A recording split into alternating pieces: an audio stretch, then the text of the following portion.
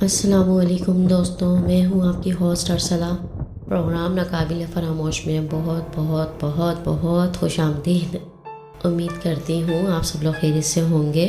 سب سے پہلے آپ لوگوں کا بہت بہت شکریہ ادا کرنا چاہتی ہوں جنہوں نے ہمیں پیار بھیجا، اپنا خلوص سے ہمیں اپریشیٹ کیا، ہمارے چینل کو سبسکرائب کیا اور اپنے واقعات ہمارے اسکرین پر دیے گئے نیو واٹس ایپ نمبر پر شیئر کیے۔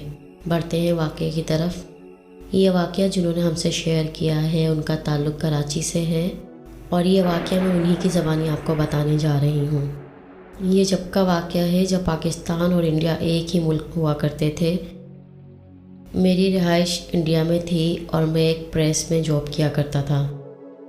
اس وقت میری عمر 16 سے 17 سال کے قریب تھی اور میری وہاں پر نئی نئی جاب لگی تھی، اور میں نے اس علاقے کے بارے میں سن رکھا تھا کہ وہ کافی خوفناک علاقہ ہے اور وہاں پر آئے دن کوئی نہ کوئی معاملات پیش آیا کرتے ہیں۔ 2-3 دن ہی گزرے تھے مجھے جاب کرتے ہوئے، ہمارے ہی پریس کے لوگوں نے مجھے بتایا کہ یہاں پر کچھ ایسے واقعات ہوا کرتے ہیں کہ اگر تمہارے ساتھ بھی ہو جائیں تو تم کسی سے جھگڑا مت کرنا۔ میں نے ان سے کہا کہ تم کس طرح کے معاملات کی بات کر رہے ہو، کیونکہ میں سننا چاہتا تھا کہ یہاں پر کس ٹائپ کی چیزیں ہوتی ہیں۔ ویسے تو میں کافی بہادر تھا مگر میں پھر بھی جاننا چاہتا تھا۔ میرے جو کلیگ تھے انہوں نے ہمیں بتایا کہ یہاں پہ عجیب و غریب واقعات ہوتے رہتے ہیں اور یہاں پر کوئی بھی چوکیدار نہیں ٹکتا۔ کافی چوکیدار کی یہاں پر موت بھی ہو چکی ہے اور کافی یہاں سے چھوڑ کر بھاگ چکے ہیں۔ کافی ساری باتیں میں نے وہاں کے بارے میں سنی ہوئی تھیں۔ وہاں پر میرے سامنے بھی کچھ اس طرح کے معاملات ہونے لگے کہ ہم دوست یار بیٹھ کر جب ہم لنچ ٹائم میں کچھ کھانا وغیرہ کھا رہے ہوتے تو ایک دوست اچانک ہی آ کر بیٹھتا تو اس کے پیچھے سے کرسی کھینچ لی جاتی، یا کوئی کلیگ کہتا کہ یار ذرا مجھے پانی نکال کر دے دو۔ کوئی شخص پانی نکال کر دے رہا ہوتا تو وہ اس کے منہ پہ پانی پھینک دیتا اور آپس میں لڑائیاں ہو جاتی۔ وہ کہتا کہ یہ میں نے نہیں پھینکا، یہ کسی چیز نے میرا ہاتھ کو زور سے تمہاری طرف اچھالا ہے تاکہ تمہارے اوپر پانی گر جائے۔ لیکن شروع میں تو کچھ دوست آپس میں لڑ جاتے، لیکن ان کو معلوم ہو چکا تھا کہ یہاں پر کچھ اندیکھی چیزیں ہیں جو ہمیں آپس میں لڑوا رہی ہیں۔ مجھے وہاں پر 6 سے 7 دن ہو گئے تھے اور میرے ساتھ فی الحال ایسا کوئی معاملہ پیش نہیں آیا۔ ہمارا جو پریس تھا اس کی چھٹی 5 بجے ہی ہو جایا کرتی تھی، کیونکہ گھر پہنچتے پہنچتے ہی 6 بج جایا کرتے تھے۔ ایک مرتبہ معمول کے مطابق میں چھٹی ہوئی میری تو میں گھر جانے کی تیاریاں کرنے لگا، تو میرا جو دوست تھا وہ کہنے لگا کہ یار ایک کام کرتے ہیں، ہم لوگ ساتھ چلتے ہیں۔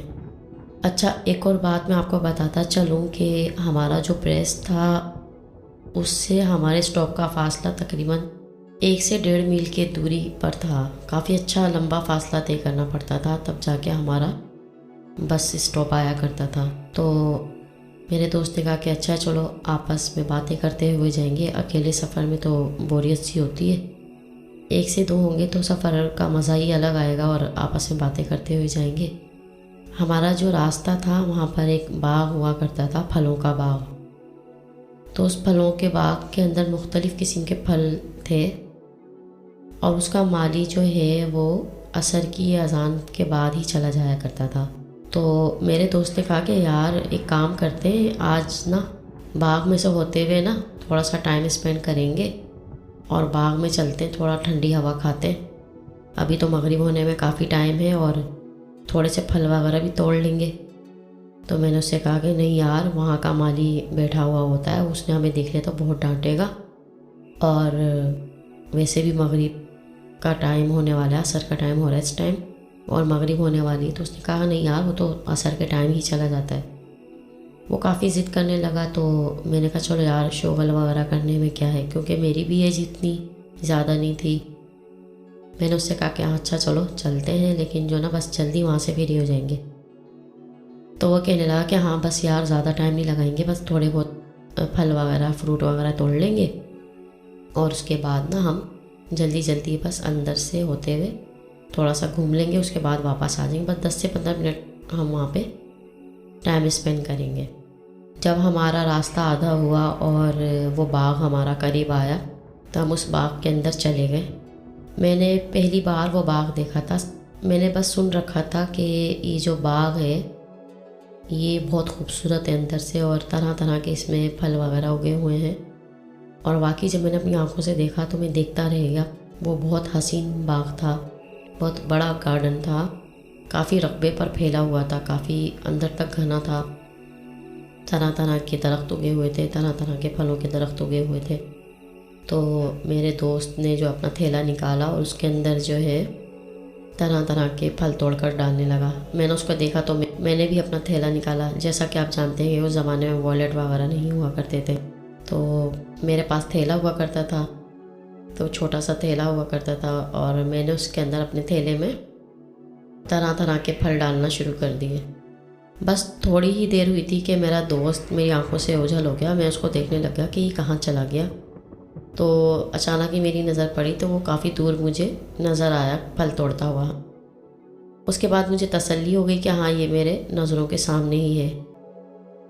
میں نے دیکھا کہ ایک بیر کا گھنا درخت تھا، اس پہ بڑے بڑے بیر لگے ہوئے تھے، تو میرا جو نا دل للچانے لگا کہ یار 2 سے 3 طرح کے پھل میں نے توڑ لیے ہیں، یہ تو چلو یہ بیر کا بھی پھل توڑنے لگ جاتا ہوں۔ کافی جو ہے گھنا درخت تھا اور نیچے بھی کافی گرے ہوئے تھے پکے ہوئے بیر، تو میں اٹھانے لگا اور کچھ توڑنے لگا۔ ایک دم سے مجھے چھن چھن آواز آنے لگی نا۔ پہلے تو میں نے سوچا کہ شاید میرا وہم ہے، اتنا میں نے نوٹ نہیں کیا کیونکہ ہوا بھی چل رہی تھی، درختوں کی شائیں شائیں جیسی۔ اس کے بعد مجھے دوبارہ سے چھن چھن آواز آنے لگی، تو میں ایک دم چونکا کہ یہ تو پائل کی آواز ہے۔ میں نے پیچھے مڑ کر دیکھا، میرے پیچھے کوئی بھی نہیں تھا۔ میں اس کو پھر اپنا وہم سمجھنے لگا۔ اس کے بعد میں اپنے دوست کو ڈھونڈنے لگا کہ وہ کہاں چلا گیا۔ میں نے پیچھے مڑ کر دیکھا، مجھے اپنا دوست بھی نظر نہیں آیا۔ میں جیسے ہی جانے لگا تو مجھے پیچھے سے کسی نے میرا نام لے کے آواز دی۔ میں پلٹ کر میں نے دیکھا تو اتنی حسین لڑکی میرے سامنے کھڑی ہوئی، گھاگھرا چولی پہن کر، سرخ رنگ کے کپڑوں میں وہ تھی، لال رنگ کا اس نے جو ہے گھاگھرا چولی پہنا ہوا تھا، اس کے ہاتھ میں ایک تھالی سی تھی۔ تو میں نے اسے بولا کہ تمہیں میرا نام کیسے پتہ چلا؟ تو کہنے لگی کہ اب رہنے بھی دو، مجھے تمہارا نام پتہ ہے، تم یہیں پریس میں جاب کرتے ہو نا۔ تو میں نے سوچا کہ چلو ہاں اس کو پتہ چل گیا ہوگا، ظاہر ہے، مجھے 2 ہفتے تو ہو گئے، جیسا کہ آپ جانتے ہیں پہلے زمانے میں سب کو معلوم ہو جایا کرتا تھا کہ کون کہاں آباد ہوا ہے۔ تو میں نے اتنا نوٹ نہیں کیا، میں نے کہا ہو سکتا ہے اس کو پتہ چل گیا ہوگا کہ میں یہاں پر نیا آیا ہوں۔ میں جانے لگا تو میں نے اسے کہا کہ ہاں کہیے کیا کام ہے آپ کو؟ تو وہ مجھ سے کہنے لگی کہ میں نا نیاز کے چنے بانٹ رہی ہوں، تو میں اپنے گھر کی طرف جا رہی تھی، تو میں نے سوچا آپ مجھے یہاں نظر آئے، تو یہ نیاز کے چنے ہیں، یہ آپ لے لیں۔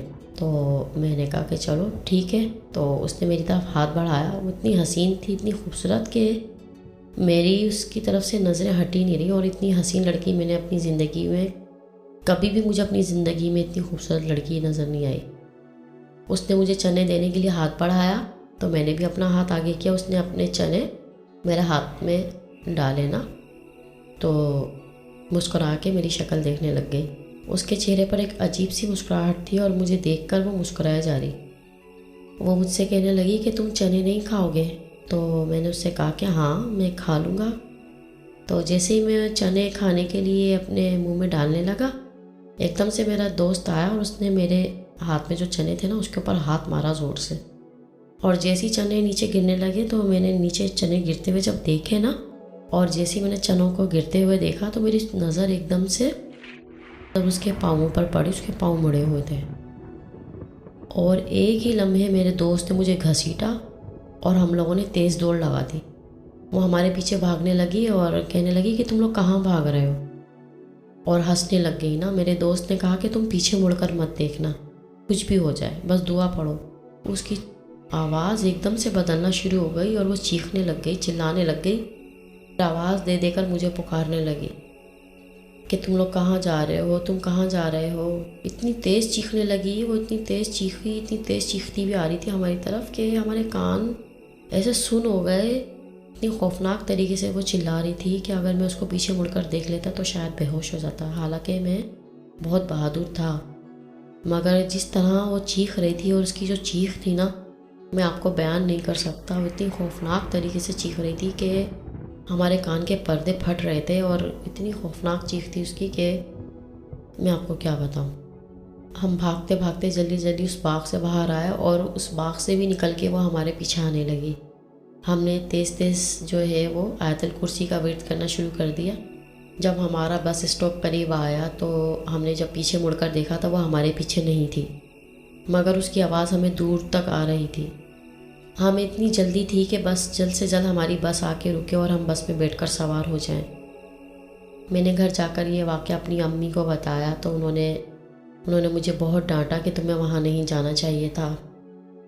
کافی دن تک مجھے بخار سا رہا، اور اس کے بعد جب میں 2 سے 3 دن کے بعد اپنے پریس میں پہنچا تو میرا دوست بھی وہاں موجود تھا، اور ہم نے اپنے دوستوں کے ساتھ مل کے یہ واقعہ شیئر کیا اور سب کو بتایا، اور سب کو یہ کہا کہ غلطی سے بھی اس باغ کے اندر نہ جائیں۔ اس کے بعد 1 سے 2 ہفتے تک کوئی بھی اس طرح کا معاملہ کسی کے ساتھ پیش نہیں آیا۔ معمول کے مطابق میں ایک دن اپنے کام پر گیا، اور جب میں وہاں پر گیا تو کافی سارے دوست میرے جو کلیگ تھے وہ آپس میں باتیں کر رہے تھے۔ میں نے جب ان سے پوچھا کہ کیا ہوا، کیا مسئلہ ہو گیا ہے، کیا باتیں ہو رہی ہیں، انہوں نے کہا کہ تمہیں کچھ خبر ہے۔ میں نے ان سے کہا کہ کون سی خبر؟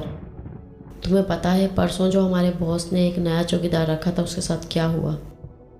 میں نے ان سے کہا کہ نہیں بھائی، مجھے تو کچھ بھی نہیں معلوم۔ تو وہ کہنے لگے کہ وہ ابھی ہاسپٹل میں ایڈمٹ ہے، اور کل اس کے ساتھ جو واقعہ پیش آیا ہے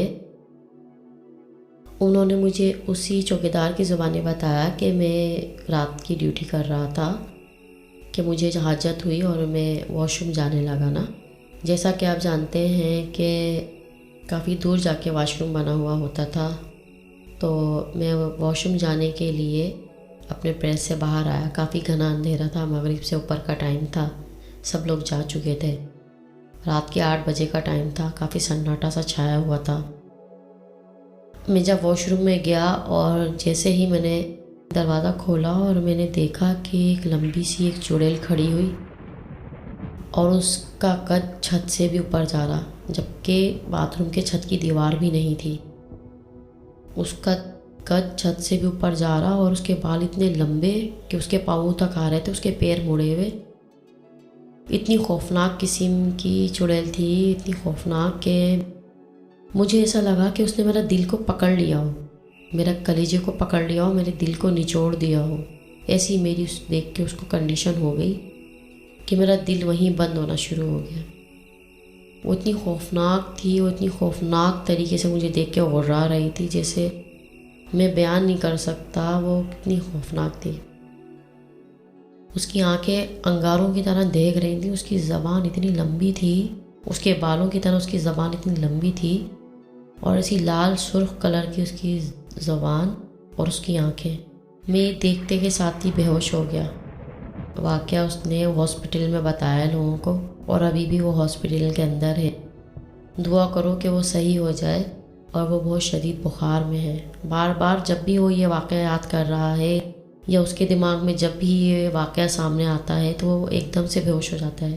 دوسرے دن جب میں اپنے پریس میں آیا تو میرے کافی دوست جو ہے وہ اداس بیٹھے ہوئے تھے، تو میں نے ان سے پوچھا کہ کیا ہوا، تم لوگ منہ لٹکا کے کیوں بیٹھے ہوئے؟ تو وہ کہنے لگے کہ وہ جو چوکیدار تھا وہ بار بار یہ بات دہراتا کہ اس نے ایک چڑیل دیکھی ہے، اور وہ بہت خوفناک چڑیل تھی، اور جیسے ہی وہ یہ باتیں کرتا اور خوف کے مارے بے ہوش ہو جاتا، اور اس کے بخار کا ٹیمپریچر اس قدر ہائی ہو گیا تھا کہ وہ خوف اور دہشت کے مارے آج انتقال کر چکا ہے۔ ڈاکٹر کہنے لگے کہ جب وہ ہوش میں آ رہا ہے تو وہ وہی باتیں کر رہا ہے۔ وہ خوفناک چڑیل اس پر اس قدر مسلط ہو چکی تھی، اس قدر اس کے دماغ میں بیٹھ چکی تھی کہ وہ جب ہوش میں آتا اور خوف سے وہ گھبرانے لگتا، کپکپانے لگتا، اور بغیر کچھ کہے بے ہوش ہو جاتا، اور آج وہ اپنی خوف کی تاب نہ لاتے ہوئے اس دنیا سے جا چکا ہے۔ میں نے جب سنا تو مجھے اتنا خوف سا آیا اور بہت دکھ بھی ہوا کہ اس نے کس طرح اور کیسی خوفناک چڑیل دیکھی ہوگی۔ اس کے بعد میں ان خوفناک جگہوں سے اور سناٹے والی جگہوں سے اوائڈ کرنے لگا، اور یہ واقعہ میں آج بھی یاد کرتا ہوں تو مجھے بہت خوف آتا ہے۔ سناٹے والی جگہوں پر سے ویسے بھی نہیں گزرنا چاہیے، اور میں جب بھی سناٹے والی جگہوں سے گزرتا تھا تو اپنے اوپر 3 مرتبہ آیت الکرسی کا حصار بنا لیا کرتا تھا، اور آج بھی میرا معمول ہے کہ میں اپنے اوپر حصار بنا کے رکھتا ہوں اور دعاؤں کا ورد کرتا رہتا ہوں۔ یہ تھا وہ واقعہ جو انہوں نے ہم سے شیئر کیا اور ہم نے آپ تک پہنچایا۔ ہمارے چینل کو سبسکرائب، لائک اور شیئر کرنا نہ بھولیے گا۔ خوش رہیے، آباد رہیے، اپنی دعاؤں میں یاد رکھیے ہمیں بھی۔ اللہ حافظ، فی امان اللہ۔